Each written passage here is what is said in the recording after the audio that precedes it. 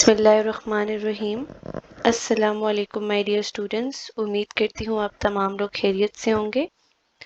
जैसे कि हम लोगों ने अपना केपी के इंग्लिश टेक्स्ट बुक की एक्सरसाइज को सॉल्व करना शुरू किया था और हम लोग अपने ईद से पहले चैप्टर नंबर 8 तक सेकेंड ईयर को एक्सप्लेन कर चुके थे। आज हम लोगों ने चैप्टर नंबर 9 की ग्लॉसरी एंड एक्सरसाइज यानी ग्रामर को देखना है और अच्छे से समझना है क्योंकि ये बहुत इंपॉर्टेंट है। सो केपी के English text book chapter number 9, ठीक है, सेकेंड ईयर की ग्लॉसरी सबसे पहले हम देख रहे हैं। पहला वर्ड है एब्रेडेड। थोड़ा सा मैं इसको जूम इन कर रही हूँ। ठीक है, पहला वर्ड है एब्रेडेड। बच्चों एब्रेडेड का मतलब होता है बहुत ख़राब करना। ठीक है, रब्ड एंड वॉर्न मतलब फाड़ फूड़ देना, तोड़ देना। ठीक है, तो एब्रेडेड मीन्स रब्ड एंड वॉर्न यानी ख़राब कर देना। दूसरा वर्ड है ब्लू बेल्स। बच्चों ब्लू बेल्स एक नाउन है, ठीक है, और नाउन किसी चीज़ का नाम होता है। तो ये ब्लू बेल्स जो है ये बेसिकली एक तरह के वाइल्ड फ्लावर्स होते हैं। ठीक है, जंगल में जंगली फ्लावर्स होते हैं, या आप इनको कह सकते हो कि फॉरेस्ट वगैरह में उगते हैं ये फ्लावर्स। और इसका एक क्लस्टर सा बना होता है जिसकी शेप बेल की तरह होती है। ठीक है, और ये ब्लू कलर के होते हैं इसलिए इनको ब्लू बेल्स का नाम दिया जाता है। इनकी स्टेम थोड़ी ऐसे लंबी होती है। ठीक है, ऊपर ऐसे ये ब्लू बेल यानी बेल की तरह बने होते हैं। ठीक है, यहाँ पत्ते ओब्वियसली लगे होंगे। उसके बाद ड्रॉन। तो बच्चों ड्रॉन एक वर्ब है और इसका मतलब होता है खींचना, पुल करना। ठीक है, पुल्ड, निकाल देना। उसके बाद जो लेट है, ठीक है, अब बच्चों एक होता है लेट वर्ड और एक होता है लेटली। ठीक है, लेट एडजेक्टिव है एंड लेटली एडवर्ब है। लेटली एडवर्ब का मतलब होता है रिसेंट, जबकि लेट एडजेक्टिव जो होता है ना उसका मतलब क्या होता है कि किसी पॉइंट ऑफ टाइम के बाद कोई काम होना। ठीक है, देर से, लेट देर से। या इसका एक मिनट वो भी होता है जिसको हम लेट लेते हैं कि माई लेट ग्रैंडफादर मतलब मेरे गुजरे हुए ग्रैंडफादर जो फोत हो चुके हैं। ठीक है, तो यहाँ पे आप लोग मीनिंग को देख लीजिएगा कि लेट एडजेक्टिव का मतलब होता है देर से, किसी पर्टिकुलर पॉइंट के बाद। कि मैंने आपको कहा 3 बजे मुझसे मिलना और आप लेट हो जाते हैं, तो मीन्स आप उस पर्टिकुलर टाइम के बाद आए हैं। जबकि लेटली मीन्स रिसेंटली। ठीक है, जो एडवर्ब होता है।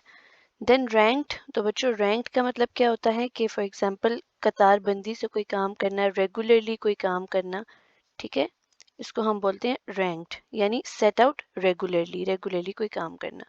देन है ट्रांस्ड ब्रेथ। तो बच्चों ट्रांस ब्रेथ कहते हैं बेखुदी में, यानी आप बेहोश होते हैं, आप होश में नहीं होते, आप अनकॉन्शियसली जो सांस ले रहे होते हैं, ठीक है, डेथ से पहले, उसको हम कहते हैं ट्रांस ब्रेथ। उसके बाद वॉइस, दाना। ठीक है, और ये एक एडजेक्टिव है जिसको हम एक मैनर के सेंस में लेते हैं कि ये बहुत दाना आदमी है। देन है रैथ। बच्चों रैथ का मतलब होता है गुस्सा, बेहद गुस्सा यानी फियर्स एंगर। ठीक है, शदीद वाला जो गुस्सा होता है उसे हम रैथ कहते हैं। तो ये हमारी ग्लॉसरी थी। अब हम देखेंगे अपनी एक्सरसाइज को। तो बच्चों एक्सरसाइज में आपको शेड ऑफ मीनिंग्स गिवन है। ठीक है, शेड ऑफ मीनिंग्स का मतलब ये होता है कि आपको मीनिंग के 3 डिग्रीज गिवन है। एक मीनिंग जो होता है वो हम थोड़ा लाइट वर्जन में यूज करते हैं, एक मीनिंग हम मीडियम सेंस में यूज करते हैं, और एक मीनिंग जो होता है वो हम बिल्कुल स्ट्रॉन्ग फीलिंग्स को एक्सप्रेस करने के लिए यूज करते हैं। ठीक हो गया। और इस शेड ऑफ मीनिंग्स को हम कैसे डिफाइन करते हैं कि शेड ऑफ मीनिंग्स एक फ्रेज होता है। ठीक है, एंड मैं आपको पहले दिन से बता रही हूँ कि फ्रेज क्या चीज़ होती है। जो ग्रुप ऑफ वर्ड्स होते हैं, कुछ ग्रुप ऑफ वर्ड्स होते हैं जो सेंटेंस में साथ लगकर तो अच्छा मीनिंग देते हैं, कंप्लीट मीनिंग देते हैं, लेकिन सेंटेंस से आप निकाल के उन्हें बाहर कहीं पर रख दो तो फिर वो हमें कोई मीनिंग नहीं दे रहे होते। ठीक है, तो फ्रेज क्या चीज़ है? फ्रेज ग्रुप ऑफ वर्ड्स है। ठीक है, फ्रेज ग्रुप ऑफ वर्ड्स है जिसको हम लोग क्या बोलते हैं कि जिसका अपना कोई मीनिंग नहीं होता बल्कि वो सेंटेंस में लगकर अपना मीनिंग कंप्लीट देते हैं। सो ये कुछ फ्रेज होंगे, कुछ ग्रुप ऑफ वर्ड्स होंगे, ठीक है, जो डिस्क्राइब करते हैं small difference in meaning between similar words. यानी 2 वर्ड्स हैं, 3 वर्ड्स हैं, उनका मतलब सिमिलर है बट फिर भी उनके अंदर वो जो स्मॉल डिफरेंस है ना उसको उजागर करते हैं। इस वजह से हम इनको कहते हैं शेड्स ऑफ मीनिंग्स। शेड का मतलब क्या होता है? फॉर एग्जाम्पल मैंने ये खोला, ठीक है, कलर वाला। अब आप देख सकते हैं कि इसमें ये भी ग्रीन है, ये भी ग्रीन है, ये भी ग्रीन है, तो बेसिकली ये सारे शेड्स ऑफ ग्रीन है। जो कलर ग्रीन है लेकिन उसके मुख्तलिफ वर्जन हैं, तो सेम इसी तरह वर्ड एक है, उसके मीनिंग भी सेम है बट उनके शेड्स डिफरेंट है। कुछ डार्क है मीन्स कुछ का मतलब बहुत स्ट्रांग है, कुछ का मतलब थोड़ा मीडियम है, कुछ का मतलब बहुत कम है, लाइट है। ठीक है। सो अब हम यहाँ पे कुछ शेड्स ऑफ वर्ड्स देखने लगे और फिर नीचे उससे रिलेटेड एक एक्सरसाइज सॉल्व करेंगे। सबसे पहले बच्चों बिग, ठीक है। अब बिग जो एक लाइट वर्ड है, ठीक है, बिग आप यूज करोगे नॉर्मल एक चीज बड़ी होगी, लेकिन बिग के लिए अगर आप लार्ज का वर्ड यूज करोगे ना तो मीन्स ये एक मीडियम शेड हो जाएगा वर्ड का, डिग्री बिग से बड़ा, ठीक है। जबकि अगर आप यूज करोगे गॉबल, सॉरी आप यूज करोगे इनॉर्मस, ठीक है, तो मीन्स बिग नॉर्मल लेवल का बड़ा और लार्ज मीन्स के बहुत बड़े से छोटा और छोटे वाले बिग से थोड़ा बड़ा, और थर्ड पे सबसे बड़े को आप कहोगे इनॉर्मस, ठीक है। तो बिग, लार्ज, एनॉर्मस। बिग पहली डिग्री समझ लो आप, यानी लाइट शेड ऑफ वर्ड है, then large and then enormous. उसके बाद दूसरा जो है हमारा मिस्टिंग, ठीक है। अब मिस्टिंग का मतलब क्या होता है कि किसी चीज को थोड़ा सा ऐसे फेंकना, स्प्रिंकल करना, लेकिन मिस्टिंग में आप बिल्कुल एक दो कतरे डाल रहे हो ऐसे ऐसे करके, जबकि स्प्रिंकलिंग में आप क्या कर रहे हो कि ऊपर से छिड़क रहे हो। एंड देन थर्ड वर्ड इसके लिए हम क्या यूज करते हैं, जो स्ट्रॉन्ग वाला वर्ड होता है वो हम यूज करते हैं गॉबल, के फेंक देना बिल्कुल, ठीक है, बिल्कुल फेंक देना इधर उधर सही तरीके से, बस पानी को गिरा देना। तो मिस्टिंग पहली डिग्री है, लाइट डिग्री है, then sprinkling and then gobble. उसके बाद थर्ड वर्ड देखिए निबल, ठीक है। निबल का मतलब पता है क्या होता है, कुतरना, जैसे चूहा किसी खाने की चीज को कुतर रहा होता है, थोड़ा थोड़ा दांत से काट रहा होता है, ठीक है। एंड इसी के लिए जो मीडियम वर्ड यूज होता है वो ईट होता है, ठीक है। और इसके लिए जब हम वर्ड यूज करते हैं, सॉरी मैंने थर्ड वाला चूज करना था, गलती हो गई, वेट वेट वेट।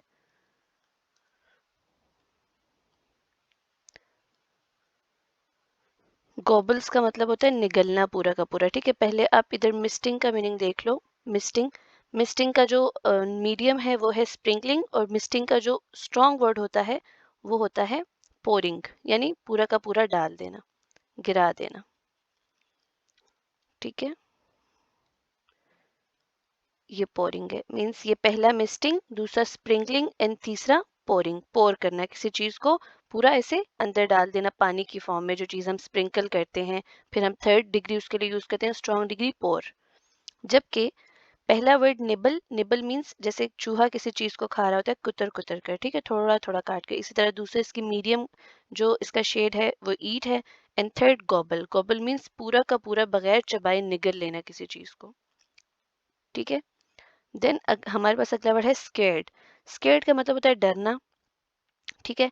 और इसके लिए जब हम मीडियम वर्ड यूज करते हैं तो वो होता है फ्राइटेंड, ठीक है। और जब हम इसके लिए बहुत हाई वर्ड यूज करते हैं, ठीक है, तो वो होता है टेरिफाइड, ठीक हो गया। स्केर्ड, फ्राइटेंड और टेरिफाइड, स्ट्रॉन्ग वर्ड टेरिफाइड। उसके बाद जो हमारा अगला वर्ड है वो है टॉस। टॉस का मतलब क्या होता है कि एक चीज की डिसीजन के लिए कोई प्रोसेस करना है, ठीक है, उछालना किसी चीज को। जबकि इसका जो मीडियम वर्ड होता है वो होता है थ्रो, फेंकना, ठीक है। एंड जो इसका स्ट्रॉन्ग वर्ड यूज होता है वो होता है स्लैम, कि एक चीज को बस बहुत ज्यादा झटके देकर फेंक देना, ठीक है। तो टॉस, थ्रो एंड स्लैम। उसके बाद यल, बच्चों यल का मतलब होता है चीखना, चीखना, ठीक है। उर्दू में मैंने कैसा चीखना लिख दिया, चीखना, चिल्लाना, ठीक है, शाउट करना। अब इसका यल मतलब लाइट डिग्री है, शाउट इसकी मीडियम डिग्री है, और थर्ड डिग्री जो इसके लिए यूज होती है वो है बिलो, बेलो, ठीक है। बेलो बिल्कुल मतलब तेज तेज, जैसे काऊ आवाज नहीं निकाल रही होती वैसी वाली आवाज निकालना। तो यल, शाउट एंड बेलो, ये तीन इसके शेड्स हैं, जिसमें यल सबसे लाइट शेड है, फिर है शाउट एंड देन है बेलो। सो ये शेड्स हम लोगों ने जहन में रखते हुए अब ये इस फिल इन द ब्लैंक्स को फिल करना है। उन्होंने हमें कहा है, सवाल में उन्होंने हमें कहा है कि fill the blank in each sentence with a word that has a stronger meaning। सबसे स्ट्रॉन्ग वाला मीनिंग हमने सिलेक्ट करना है, ठीक है। She dash don't answer the phone. अब सबसे स्ट्रॉन्ग सेड है या स्क्रीम है? सेड का मतलब होता है कहना, स्क्रीम का मतलब होता है चीखना, तो हमारा करेक्ट ऑप्शन होगा scream. Carl like to stay inside during the dash winter weather, cold या फ्रीजिंग। अब एक चीज ठंडी होती है बिल्कुल जमने वाली होती है, तो जमना जो है वो ज्यादा स्ट्रॉन्ग है। The man was dash about the long line at the store, ठीक है। बंदा लाइन इतनी लंबी जब स्टोर में उसने देखी तो उसे एंग्री, गुस्सा हो गया, या बिल्कुल ही आग बगोला हो गया, फ्यूरियस, तो फ्यूरियस स्ट्रॉन्ग डिग्री है। Then when she woke up it was dash, जब वो उठी तो क्या हो रहा था, रेनिंग हो रही थी या पोरिंग हो रही थी। तो मीन्स हमने अभी पढ़ा कि पहले है मिस्टिंग, फिर है स्प्रिंकलिंग एंड फिर है पोरिंग। पोरिंग सबसे स्ट्रॉन्ग डिग्री है। The dash dog growled at the postman, ठीक है। ऐसे तो लार्ज डॉग या जाइगेंटिक, जाइगेंटिक और एनॉर्मस ये सबसे स्ट्रॉन्ग डिग्रीज होती हैं किसी चीज को बड़ा कहने की, बिग की। तो जाइगेंटिक स्ट्रॉन्ग डिग्री है। देन है fill in the blank in each sentence with a word that has a weaker meaning. यहाँ पे अब हमने वीकर मीनिंग को सेलेक्ट करना है। She dash don't answer the phone. अब सेड कहना और विस्पर्ड कहते हैं बिल्कुल आराम से कान में ना ऐसे चुपके से बात करना, तो ये वीक मीनिंग है विस्पर्ड। देन अगले पेज पे चलते हैं। Car like to stay inside during dash weather. तो अब आप देखिए, एक होता है कूल्ड और एक होता है कूल, ठीक है। तो कोल्ड हम कहते हैं ज्यादा ठंडा, कूल हम कहते हैं नॉर्मल सा, ठीक है, ना ज्यादा गर्म ना ज्यादा ठंडा। The man was dash about the long line at the score. तो अब आप देखें, द मैन वॉज एंग्री या क्रॉस। अब क्रॉस ये कहते हैं कि थोड़ा मतलब मूड का खराब हो जाना, और एंग्री कहते हैं गुस्से में आ जाना, तो क्रॉस वीकर मीनिंग है। When she woke up, it was dash। जब वो उठी तो क्या हो रहा था, वीकर मीनिंग चूज करना है। तो स्प्रिंकलिंग मीन्स थोड़े थोड़े बस बारिश के कतरे आ रहे थे, जबकि रेनिंग का मतलब क्या होता है, जोरों कतार से बारिश होना। The dash dog crawled at the postman. तो बिग या लार्ज, तो अभी अभी हमने पढ़ा है कि बिग लाइट वर्जन है, लाइट शेड ऑफ वर्ड है, और लार्ज मीडियम है। तो बिग लाइट वाला हमें चूज करना है, सबसे वीक वाला। देन बच्चों, आपका अगला जो हमारा ग्रामर का पार्ट है इस एक्सरसाइज में, वो है कि choose the correct first conditional form. अब बच्चों, फर्स्ट कंडीशनल सेंटेंस जो होता है ना, ठीक है, उसमें हम लोग क्या करते हैं कि फॉर एग्जांपल अगर मैं एक काम करूंगी तो फ्यूचर में उसका जो इफेक्ट है वो प्रोड्यूस होगा, ठीक है। जैसे if I go out tonight I will go to the cinema. अगर मैं आज बाहर जाऊंगी तो मैं, अगर आज मैं बाहर जाती हूँ तो मैं आज सिनेमा जाऊंगी, अगर मैं आज बाहर जाती हूँ तो मैं सिनेमा जाऊंगी। तो मीन्स ऐसा पॉसिबल काम कि अगर आप वो एक कंडीशन को पूरा करेंगे तो दूसरा ऑटोमेटिकली हो जाएगा। तो इसको हम फर्स्ट कंडीशनल सेंटेंस कहते हैं। अब फर्स्ट कंडीशनल सेंटेंसेस में आपको कुछ स्ट्रक्चर फॉलो करना होता है। अब कंडीशनल सेंटेंस है तो एक इफ पार्ट होता है और एक देन पार्ट होता है, या जिसको हम रिजल्ट पार्ट कहते हैं। इफ पार्ट में आपको हमेशा प्रेजेंट इंडेफिनिट चूज करना होता है, प्रेजेंट इंडेफिनिट। और देन पार्ट में आपको विल के साथ वर्ब की first form means future indefinite.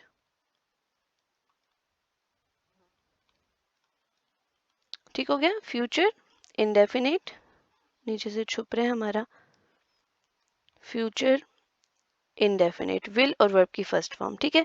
सो आपने हमेशा याद रखना है कि इफ वाले पार्ट में हमें प्रेजेंट इंडेफिनिट चूज करना है और देन वाले पार्ट में हमें फ्यूचर इंडेफिनिट चूज करना है। प्रेजेंट इंडेफिनिट का तो हमें पता है कि यू, आई और प्लूरल के साथ हम वर्ब की सिर्फ फर्स्ट फॉर्म लगाते हैं, ठीक है। और जो हमारे सिंगुलर होंगे, ठीक है, जो हमारे सिंगुलर होंगे उनके साथ V1 के साथ S और ES लगाते हैं हम लोग, ठीक है। और इस चीज को अपने जहन में रखना है कि फ्यूचर इंडेफिनिट में विल के साथ सिर्फ और सिर्फ वर्ब की फर्स्ट फॉर्म लगेगी, ठीक है। और इस स्ट्रक्चर को आपने याद रखना है। और इस चीज को याद रखें कि इफ के साथ मैंने बात की है कि प्रेजेंट इंडेफिनिट, और देन के साथ मैंने बात की है फ्यूचर इंडेफिनिट, ठीक है। अब आइए इसको सॉल्व करते हैं। सॉल्व करने से पहले हम ब्लैक पेन ले लेते हैं और थोड़ी सी पतली निप वाला ले लेते हैं। If I dash go out tonight, I dash go to the cinema। अब if के बाद I लिखा है तो मुझे if के साथ प्रेजेंट इंडेफिनिट चूज करना है, और I के साथ तो वर्ब की फर्स्ट फॉर्म ही यूज होती है, तो go की फर्स्ट फॉर्म go ही होती है। और tonight I dash go to the cinema, तो अब go है, I मैंने बोला if के साथ प्रेजेंट इंडेफिनिट और then वाले के साथ फ्यूचर इंडेफिनिट, तो will के साथ वर्ब की फर्स्ट फॉर्म go। पता है ना, फर्स्ट के फर्स्ट फॉर्म गो होती है, सेकंड वेंट और थर्ड गोन। उसके बाद इफ पार्ट है, यू के साथ वर्ब की फर्स्ट फॉर्म आती है, तो गेट की फर्स्ट फॉर्म गेट होती है। Let I dash be there, तो आई विल बी देयर, ठीक है, विल के साथ बी बीन बीइंग सिखाया है ना आपको। उसके बाद इफ वी डू नॉट, ठीक है, इफ वी नॉट सी। तो बच्चों मैंने आपको बताया कि इफ के साथ फर्स्ट कंडीशनल सेंटेंस में हमें प्रेजेंट इंडेफिनिट लगाना है। तो अब इस बात को भी आप अपने जहन में रखें कि प्रेजेंट इंडेफिनिट का नेगेटिव डू एंड डज लगाकर बनाया जाता है, ठीक है। डू को हम प्लूरल के साथ, आई के साथ और यू के साथ लगाते हैं और डस को हम ही, शी, इट के साथ लगाते हैं। ठीक हो गया? आपने हमेशा इस बात को याद रखना है और साथ में हम लोग डू डस के साथ हमेशा वर्ब की फर्स्ट फॉर्म ही लगाते हैं। ठीक है, अब आप आ जाएं अपने क्वेश्चंस पर। सो नॉट सी, तो हम यहाँ पे क्या लिखेंगे? Do not see. ऐसे हम क्यों लिखेंगे? If we do not see each other, अब वी है तो वी के साथ डू लगेगा। If we do not see each other tomorrow we dash see each other next week, तो हम लिखेंगे we will see each other next week. Then है इफ ही डैश, ठीक है, इफ ही, इफ है, ही है, फर्स्ट कंडीशनल है तो कम्स, कम का आ जाएगा फर्स्ट, जो वर्ब प्रेजेंट इंडेफिनेट में ही, शी, इट के साथ वर्ब की फर्स्ट के साथ एस या ईएस लगता है। आई विल बी सरप्राइज्ड, ठीक है। इफ वी, वेट है तो वेट के साथ वेट ही आ जाएगा, ठीक है। इफ वी वेट है वी विल बी लेट, तो बी के साथ विल बी लेट। उसके बाद इफ वी डैश, ठीक है, ऑन हॉलीडे, तो गो के साथ तो गो ही वर्ब की फर्स्ट फॉर्म होती है और वी है तो एस वी एस नहीं लगेगा। We will go to Spain. Then आगे आ जाओ। इफ द वेदर, ठीक है, नॉट इम्प्रूव, तो अब आप देखिए वेदर है, वेदर सिंगुलर है तो नॉट बनाने वो नेगेटिव बनाने के लिए प्रेजेंट इंडेफिनिट में हम क्या लगाते हैं? डू डज, सिंगुलर के साथ डज, ठीक है, does not and then verb की first form improve. We will not, ठीक है, वी देन वाले पार्ट में क्या लिखता है? We will not have a picnic. अब हैव मैं आपको कई दफा बता चुकी हूँ कि बच्चों हैव वर्ब की फर्स्ट फॉर्म है, ठीक है, एंड हैज वर्ब की फिफ्थ फॉर्म है। मीन्स हैव को हम प्रेजेंट प्लूरल के लिए यूज करते हैं और हैज को हम प्रेजेंट सिंगुलर के लिए यूज करते हैं, ठीक है। 5 फॉर्म ऑफ वर्ब्स मैंने इंट्रोडक्शन के लेक्चर में पढ़ाई हुई हैं, आप उस लेक्चर में दोबारा भी देख सकते हो, ठीक है। देन आप आगे चेक करें, वेट, आगे है इफ आई नॉट गो, ठीक है, आई है तो आई के साथ डू लगता है क्योंकि प्रेजेंट इंडेफिनेट हमने चूज करना है। तो if I do not go, do not and verb की first form go to bed early I dash be tired, तो I will be tired. If we है, ठीक है, और आगे हमें फर्स्ट कंडीशनल चूज करना है तो वर्ब की फर्स्ट फॉर्म प्रेजेंट इंडेफिनेट है, ठीक है। We will feel, future indefinite, will plus verb की first form. If you not want, you है तो यू के साथ डू लगता है तो डू नॉट और वर्ब की first form want. I will cook, ठीक हो गया। Then I will dash early, ठीक है। अब आप गौर करें, यहाँ आई से सेंटेंस स्टार्ट हो रहा है, आई will dash, I dash early if you dash want, ठीक है। तो अब इफ पार्ट यहाँ पे है तो आपने ध्यान रखना है कि इफ पार्ट बेशक आगे हो या पीछे हो, इफ पार्ट में आपको प्रेजेंट इंडेफिनिट लगाना है। तो इफ यू के साथ क्या आ जाएगा? वांट, ठीक है। आई और देन वाले पार्ट के साथ क्या? विल कम, यानी फ्यूचर इंडेफिनिट। अब देखिए यहाँ पे भी दे है और इफ वाला पार्ट ये है, तो इफ दे, ठीक है, if they are in, if they, हाँ अब बी लिखा हुआ है, ठीक है, तो be is am are verb होता है और दे के साथ हम क्या यूज करेंगे? आर इनवाइटेड, ठीक है, क्योंकि यहाँ हमें क्या चाहिए? इफ दे आर इनवाइटेड, ठीक है, क्योंकि हमें प्रेजेंट चाहिए, प्रेजेंट टेंस में चाहिए और बी हमारे प्रेजेंट वाले इज एम आर होते हैं। इफ वाला पार्ट तो हमें प्रेजेंट में चाहिए। दे विल गो, ठीक है। Then she dash stay in London if she dash, तो इफ यहाँ पे है तो इफ शी गेट आ जाएगा gets a job, she will stay in London, ठीक है। आगे चलते हैं।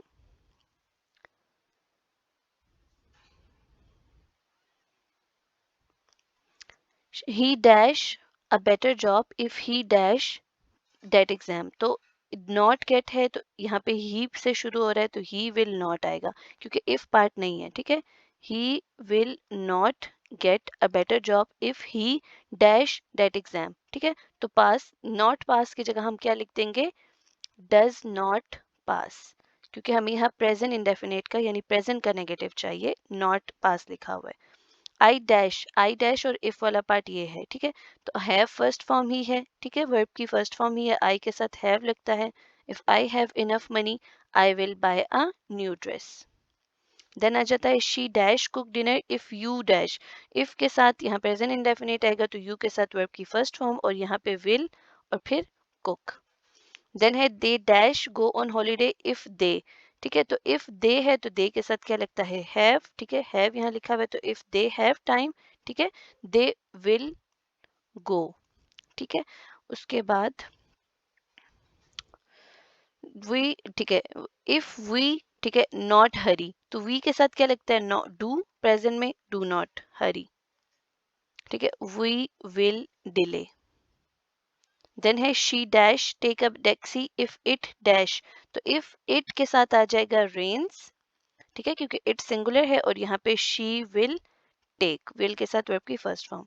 यहाँ पे आप देखें I dash if you dash with me, तो नॉट कम, तो इफ वाला पार्ट हमें फर्स्ट कंडीशनल का प्रेजेंट में चाहिए तो डू नॉट आ जाएगा साथ वर्ब की फर्स्ट फॉर्म, एंड यहाँ पे आई विल के साथ नॉट लगा के हम फर्स्ट फॉर्म लगा देंगे, ठीक है। तो सिंपल यही है कि फर्स्ट कंडीशनल सेंटेंस में आपका इफ पार्ट प्रेजेंट में होना चाहिए, ठीक है। मोस्ट केसेस में वो प्रेजेंट इनडेफिनेट में होगा, लेकिन अगर वो प्रेजेंट इनडेफिनेट में नहीं भी है तो ऑप्शंस में से जो प्रेजेंट वाला ऑप्शन होगा ना वो आपने चूज करना है, ठीक है। और देन वाला पार्ट फ्यूचर इनडेफिनेट में मींस विल के साथ वर्ब की फर्स्ट फॉर्म। ख्याल रखिएगा फर्स्ट कंडीशनल सेंटेंस में नेगेटिव बनाते हुए आपने डू डज का ऐड करना है इफ वाले पार्ट में वर्ब की फर्स्ट फॉर्म के साथ, और देन वाले पार्ट में आप विल के साथ बस नॉट और वर्ब की फर्स्ट फॉर्म को फॉलो करोगे, ठीक है। सो ये हमारा फर्स्ट कंडीशनल सेंटेंस था। इसकी अच्छी तरह आप अपने बुक्स में बाद में दोबारा भी प्रैक्टिस कर लो क्योंकि ये इंपॉर्टेंट है। अब तक कोई भी एमडी कैट एग्जाम हुआ हो और ये कंडीशनल सेंटेंसेस से एमसीक्यूज ना आए तो ऐसा मुमकिन नहीं है, बहुत इंपॉर्टेंट टॉपिक है, ठीक है। सो ये थी हमारी चैप्टर नंबर 9 केपी के इंग्लिश टेक्स्ट बुक और की ग्लॉसरी प्लस एक्सरसाइज एक्सप्लेनेशन, ठीक है। आपको अच्छी लगे तो ज़रूर अपने दोस्तों के साथ शेयर करें, इसको ज़रूर सुने क्योंकि यहाँ से एमसीक्यूज रिपीट होने के चांसेस बहुत ज़्यादा हैं, ठीक है। अपना बहुत सारा ख्याल रखिएगा। अगर अब तक आपने हमारे चैनल को सब्सक्राइब नहीं किया तो must subscribe it, like share ज़रूर करिएगा। Thank you so much for watching. अल्लाह हाफिज़।